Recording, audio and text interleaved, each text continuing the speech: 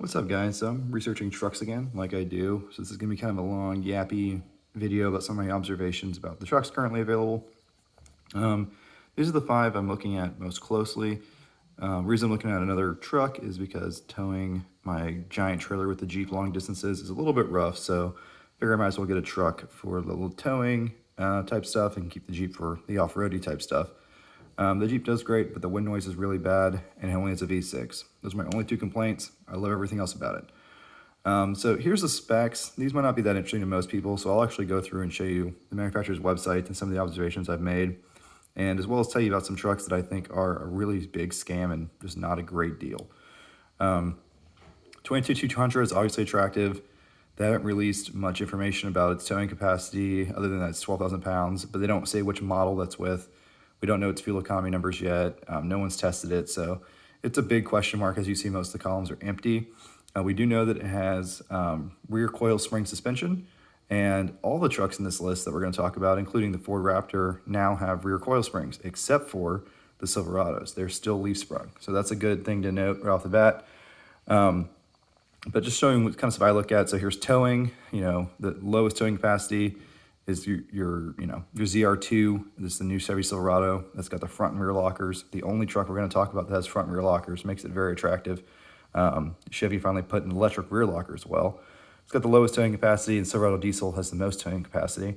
For 2022, they're finally putting the low gears in the max tow package on the diesel, which makes it a very attractive option for me. But it's a little slow. So you got 0 to 60 times here. The Rams are 6.1 to 6.4, depending on what package you get. Diesel Silverado 7.1, ZR2, which is that beautiful 6.2 liter motor I had before, 5.4 seconds 0 to 60. We've got braking. We've got miles per gallon according to Car and Driver. The Silverado diesel got 26 when they tested it. This should have an asterisk next to it because that was a 2021, which doesn't have the low gears. It's coming with 273 gears now. I need to add ratio to this chart. What is the lowest axle ratio you can get? We'll talk about that. I know it for all of these, but something I'm going to add. And then, of course, towing gas mileage, the best on this chart is the Silverado diesel. And yeah, so there's a bunch of information like that on here. So I'll hold it real still so you can see it if you're interested in one of these trucks. But now we're going to go over the manufacturer's websites and talk through each one of these. So 2022 Chevy Silverado, this website isn't updated for it yet, but there is some things that are interesting I can show you on here. On the 2021 models, so we're going to build and price. And so Chevy's, never really had like a hardcore Silverado. They're always street trucks. I always say Chevys are great street trucks. Good for some mild off-roading, but overall, great street truck. So we'll start with the crew cab, standard bed. That's pretty much what everyone wants. And then we get down here, and we'll notice that there is a Trail Boss option. Trail Boss is cool, comes with a 2-inch lift, comes with a 6.2 if you want it, and it's pretty cheap for what you're getting. But there's a giant problem with the Trail Boss, and I'll tell you what it is. The Trail Boss is not available with max towing package, which means that this mean-looking lifted truck has 323 gears in it. It's not geared very low. It can't tow very much, and it only has 32-inch tires.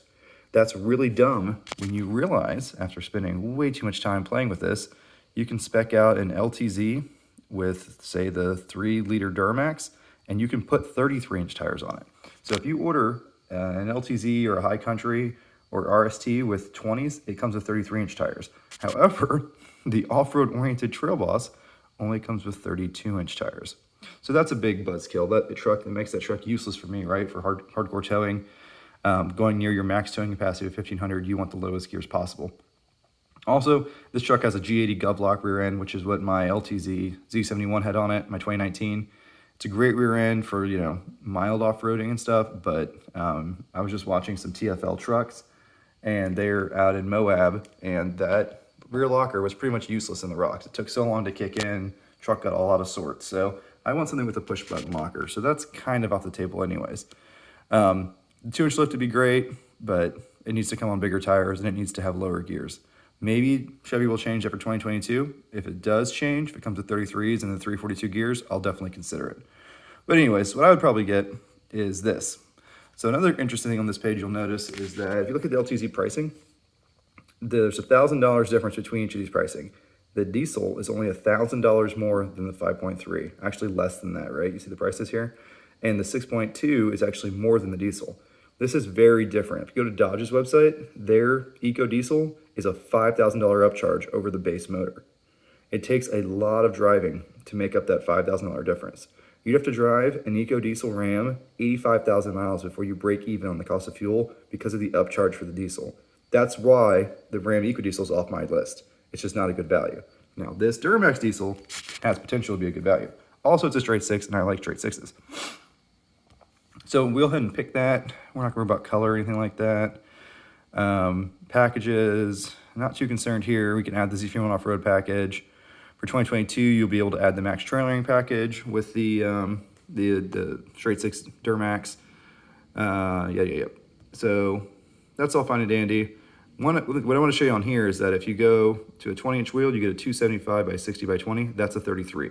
That is a bigger tire than what comes on the Trail Boss. I'm not sure what they're thinking, and I'm really glad I realized that. So if I get a Chevy, right now it's probably going to be an LTZ Z71 diesel and not the Trail Boss, because the Trail Boss is a mall crawling pansy truck. It doesn't show it here, but for 2022, there's going to be an option for a 373 gear on the diesel, which gets its towing capacity up to 13,300, and it will have pretty good mileage towing, even a big trailer with that ratio in the diesel. So that's pretty cool. Also for 2022, they're going to have Super Cruise available in the LTZ, or excuse me, the High Country. Super Cruise is totally hands-off driving, so I may end up getting that. But if I spec this truck out how I want it, it comes out to about 60K. So that's enough about the Chevy. Of course, one thing to note again, it has leaf springs, which is not very premium. So we go over to the Dodge. The one I'd probably get here, the only one I really could get, because they come on tiny little tires, is the quad cab, because I don't believe in baby beds, Rebel. So you see the engine prices here, 3.6 is standard, another 2,300 for the 5.7 V8. This e-torque has been known to have a lot of issues. I wouldn't get it. It doesn't help your gas mileage, and it just causes issues. And as you see, the diesel's a $5,000 upcharge. So it's even, $2,600, $2,700 more than the V8. That's why this diesel's off the list for me. So I would go with the regular 5.7. Yes, it's very inefficient, but it's been around for a little while. Transmission, obviously the ZF 8-speed, that's a huge plus. Great transmission. 392 axle ratio, very good low axle ratio. We like that. 4-corner air suspension, the only truck on this list that we're talking about that's going to offer air suspension. I have played with it a few times. It is excellent, so we definitely want that. This one does have the big screen. Oh, for 2022, the Silverado, we're going to talk about in a minute, it's going to have a nice big screen. You can order a big fuel tank. I like that. I like how configurable the Dodge is. Obviously, we're going to get the Rebel 12 because we want that big 12-inch screen. Let's go ahead and select that. That's about all we need on here. Trailer tow group, don't get that. It's a bunch of pansy stuff. You can order the trailer controller separately down at the bottom. Folding tow mirrors, obviously. This truck does have a pretty nice front bumper for approach angle and stuff. Departure angle isn't great. It does have nice skid plates. I've checked them out a few times. And 275 by 70 by 18, that's a 33. So you can also get 33s in this truck. 33s are kind of the smallest tire I'm really willing to run.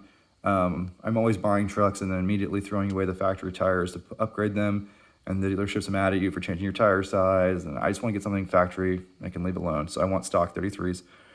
Sprayed bed liner, obviously. This truck's also going to come out to about 60K. But it's not, I'm not getting the diesel for 60K, so I don't know. The Chevy seems like a better deal. This truck's been around for a while. Trailway controller, obviously.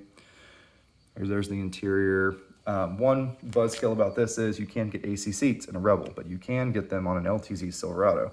And I love AC seats, so that's another reason I'm kind of leaning towards the Chevy. Also, Chevy's just always been really good to me. Yeah, so there it is, the Rebel. It's got a push-button locker in the rear. That's better. It doesn't have any kind of limited slip in the front. It's got the brake LSD, which is a joke. Pretty good towing. And yeah, so that's definitely an option. I could buy that right now. They're available. It has been around for a little while. This is coming out new for 2022, the ZR2. It's got some really badass shocks. It comes with only the 6.2 liter V8, which I love. It comes with 33-inch tires, which I love. It's not as hardcore as the Raptors with the 35s and 37-inch tires, but it's a reasonable truck that can actually tow decently. And yeah, it's got rear leaf spring suspension. It's lifted a little bit higher. It's probably like a 2.5-inch lift, where the Trail Boss has a 2-inch, so that helps. The front bumper's redesigned to give you a lot better approach angle. I love all of that. The one thing I don't love about it is its towing capacity is only rated at 8,900 pounds. We don't yet know what gear ratio is going to be in this thing. It'll probably be the 342. 342 with the V8 can tow more than that. They're just giving it a low towing capacity because it doesn't come with a max trailing package because it's lifted and stuff. So this could probably do all the towing I need, but you can't get it with the diesel, and diesel's very attractive. Now, the thing that is really awesome about this sucker is the fact that it comes with the front locker. It's the only truck on this list that has a push-button front locker, much like the ZR2 Colorado, and that's really hard to find these days. The last truck I had with that was my 80 Series Land Cruiser. So pretty much your only options for this front locker are like a hardcore Jeep Gladiator type thing, or this truck. So that's really cool. It's going to get a new screen for 2022, 12.7-inch screen, or wait, no, it's bigger than that. 13.4-inch screen, 12.3-inch screen here. So finally got a big screen to compete with Dodge. I think this interior looks every bit as good as the Dodge interior. So if I get a Silverado, I'm definitely waiting for 2022 to take advantage of the interior update. But yeah, it's going to be pretty expensive. We don't know all the specs on it yet, but overall, it's a pretty similar truck to what I had before. It's just got a little bit of a lift on it. It's got really good fancy shocks, and it's got front and rear lockers. So that's definitely an attractive option. It's not going to be out for a little while, and I'm not very good at waiting. If I had the patience, I would almost certainly end up with this truck. We will talk about the Raptor just for a second because it's obviously relevant. Ford has lost my business for life after I had to limit law my F-150, and it took them 4 months to put a transmission in it, and they wouldn't give me a rental car. So their customer service alone made sure I'll never buy another Ford. The reason it's worth talking about is because they finally updated the rear suspension, and it has, as they'll brag about here, 5-link suspension with a panhard bar, big coil springs, really good travel, nice Fox shocks. It's very wide and all that stuff. The problem with the Ford is that it comes with an EcoBoost V6 twin turbo, and I just, they're fast and everything. But if you go on TFL Truck and you look at the towing miles per gallon, it is the most inefficient motor towing known to man. They're pretty good when you're using it like a car, which is what most Ford Raptor guys do. But using it like a truck, it's got a pretty low towing capacity, and it's got a pretty bad fuel miles when towing. So I don't like it for that reason, and I also don't like it because it's a Ford, and their customer service is crap. You think it'd be good at towing with this 510 pounds of torque, but that's just not the case. They do not tow very well at all.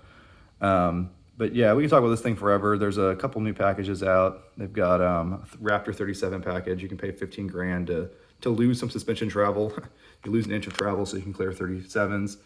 But that's pretty cool. It does come with a Torsen package, so you could get a front limited slip. Not quite as good as the Chevy front locker, but better than nothing. So, it's an awesome thing for people who like Fords, but people who know better, stay away from it. So while I'm talking about it, let's go to the TFL Truck gas mileage page.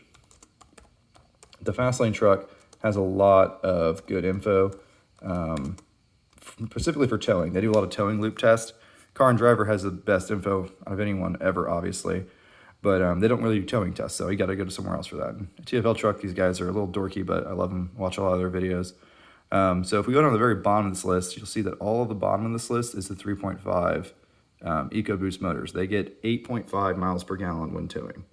That's pretty abysmal, right, for something with that much torque. So if we go up to the front of this list, the best thing are the Eco Diesels. Here's the Chevy. It gets 12. I suspect that's going to go up because that's with a 323 axle ratio. It'll tow more efficiently with a better gear ratio in the axle, I'm sure. And then we get into the gas motors. The best, most efficient gas motor is the 5.2 liter V8, 10.7 miles per gallon. There should be a caveat here that runs on premium gas, so you aren't really saving any money there, but it is quick.